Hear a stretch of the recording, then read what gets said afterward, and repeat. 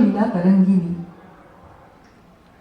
তাকে বলা হয় সেকেন্ড ইনকার্নেশন অফ জয়দেব। মানে এইভাবে সারা ভারতবর্ষকে গীতগোবিন্দ ভাগিয়েছে। এই গীতগোবিন্দ জয়দেবের পরিচয় করালেন কে? শ্রী চৈতন্য মহাপ্রভু। তিনি সঙ্গে নিয়ে নিয়ে সারা ভারতবর্ষ পরিভ্রমণ করেছেন। বৃন্দাবন তো 1402 খ্রিস্টাব্দে ধ্বংসপ্রাপ্ত হয়ে গেছিল সেকেন্ডার লোদির আক্রমণে। আবার লুপ্ততীর্থ পুনরুদ্ধার হলো কার জন্য? শ্রী চৈতন্য মহাপ্রভু। তিনি শরৎ গোস্বামীকে পাঠালেন, পুনরুদ্ধার হলো।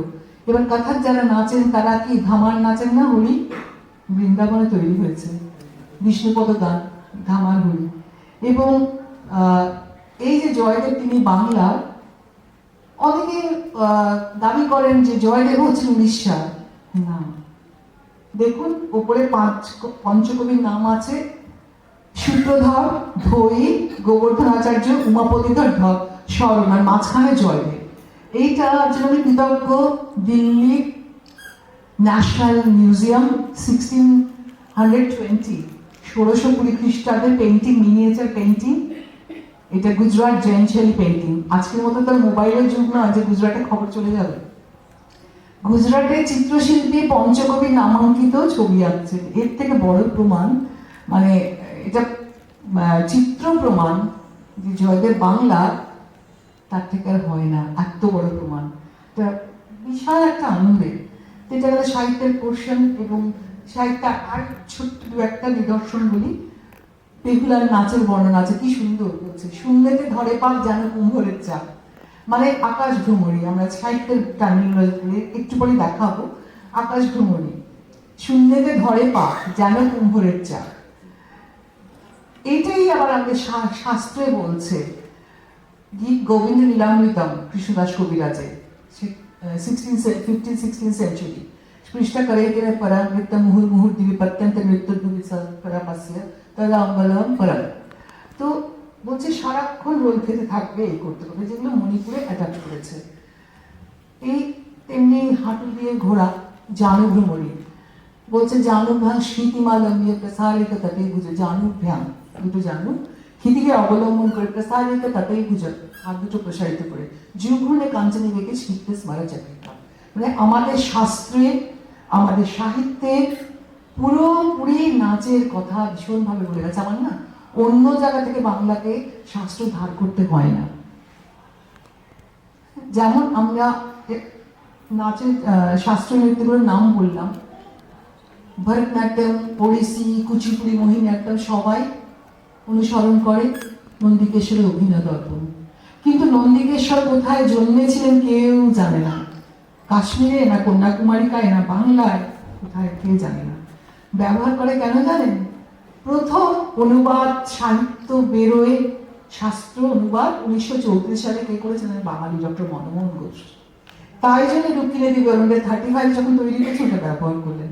এটা আমি জেনেছি ডক্টর পদ্মা সুব্রমণিয়ামের কাছে, আমি কৃতজ্ঞতার কাছে, যে 1934 সালে প্রথম, যদি উনি নাট্যশাস্ত্র আগে অনুবাদ করতেন ডক্টর মনমোহন ঘোষ, তাহলে লোকে নাট্যশাস্ত্রে ব্যবহার করতো রুক্মিণী দেবী বা যে কেউ। সেটা 1950s পরে অনুবাদ করেছেন ডক্টর মনমোহন ঘোষ। তার নাম কেউ জানে না, ধুলোয় ঢাকা পড়ে গেছে। অথচ উনি কাজটা না করলে কিন্তু কোনো নাচ হয়তো তৈরি হওয়া মুশকিল হতো। তো তাই ওটা ব্যবহার করা হয়। 4টে শাস্ত্রীয় নৃত্যশৈলী এবং অত্যন্ত জনপ্রিয় হয়ে গেল অভিনয় দর্পণ। কিন্তু মজা হচ্ছে বাংলার শাস্ত্রগ্রন্থ বাঙালি লিখেছেন, এই জায়গাটাই আমার গর্বে। একটা হচ্ছে সঙ্গীত দামোদর, একটা শ্রীহস্ত মুক্তাবলী।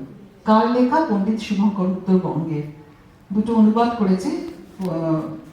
সঙ্গীত দামোদর এশিয়াটিক সোসাইটি থেকে বেরিয়েছে, আর শ্রীহস্ত মুক্তাবলী আমাদের মুদ্রার বই বেরিয়েছে সংস্কৃত সাহিত্য পরিষদ থেকে।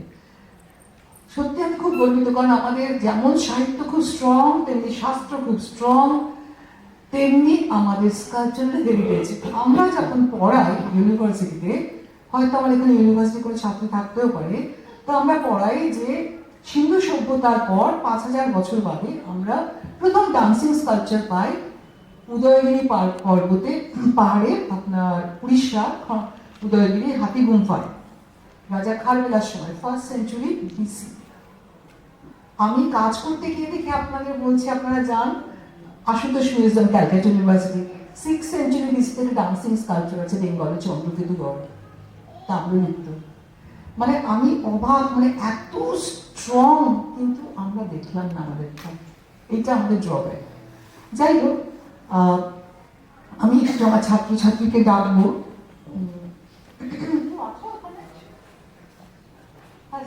করো একটু।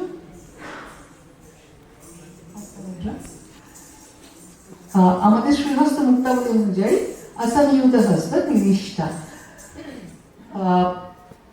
অভিনয় দর্পণ অনুযায়ী আমরা জানি 28টা, নাট্যশাস্ত্র অনুযায়ী জানি 24টা, এবং সারা ভারতের যেহেতু নাট্যশাস্ত্র মাদার রুট, অনেকগুলো হস্ত এক, কিন্তু রিজিওনাল ভ্যারিয়েশনস রয়েছে প্রত্যেক অঞ্চলে তার তার কিছু জিনিস।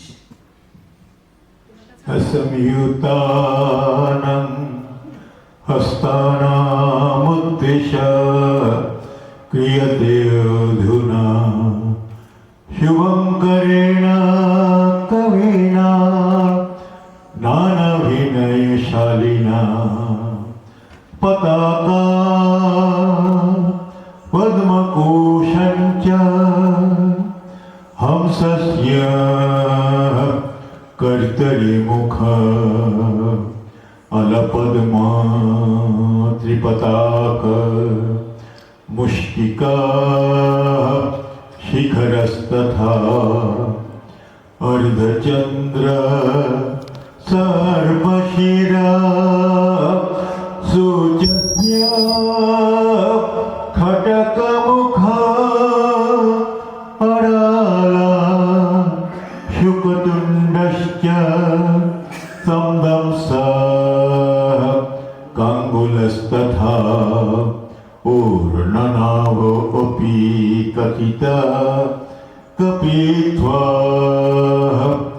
मृगशीर्षक हंसपक्ष ताम्रचूरश्च चतुर मुकुलस्तथा भ्रमरश्च कदम्बश्च कृष्णसारमुखाभय क्रोनिका उप्याथ सिंहस्यो अंकुश तंत्रे मुखस्तथा।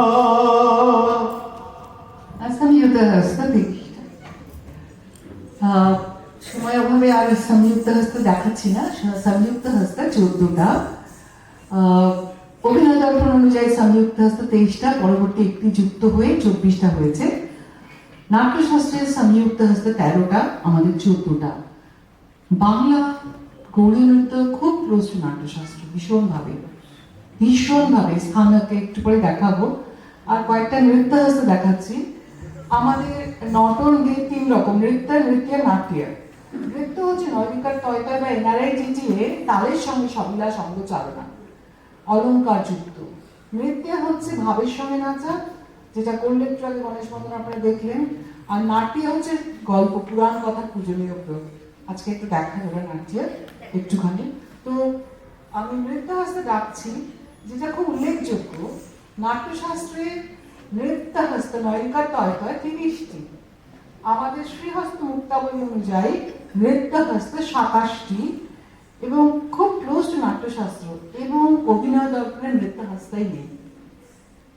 ভরতনাট্যমের জন্য অসংযুক্ত সংযুক্ত থেকে কয়েকটা তৈরি করে নেওয়া হয়েছে: পতাকা, মুষ্টি, শিখরম, কটরি মুখ, এরকম কয়েকটা তৈরি করে নেওয়া হয়েছে, নৃত্য হস্তাই নেই। যার জন্য মানে মোটামুটি ভাবে অভিনয় দর্পণ খুব ইনকমপ্লিট গ্রন্থ। কারণ যে কোনো সঙ্গীত শাস্ত্রের 3টে পার্ট থাকে: গীতাধ্যায়, বাদ্যাধ্যায়, নর্তনাধ্যায়। গীতাধ্যায়ও নেই, বাদ্যাধ্যায়ও নেই, খালি নর্তনাধ্যায় আছে। তার মধ্যে নৃত্য হস্ত নেই, করণ নেই, ইত্যাদি নেই। তৎসত্ত্বেও যেহেতু ওটা প্রথম ব্যবহার করা হয়ে গেছে, খুব পপুলারিটি, জনপ্রিয়তা লাভ করে গেছে। আমি নৃত্য হস্তের জন্য একটু ডাকছি।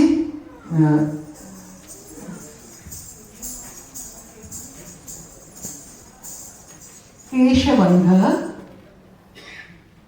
নামের মধ্যে অর্থ লুকিয়ে আছে। নিতম্ব, রেচিত, अर्धरेचित, चतुरस्र, उद्वृत्त, पल्लव, पक्षवंचित, लताहस्त, नतमुख स्वस्तिक विप्रकीर्णक आबिद्धवक्त्रा सुच्चस्य अरालखटकामुख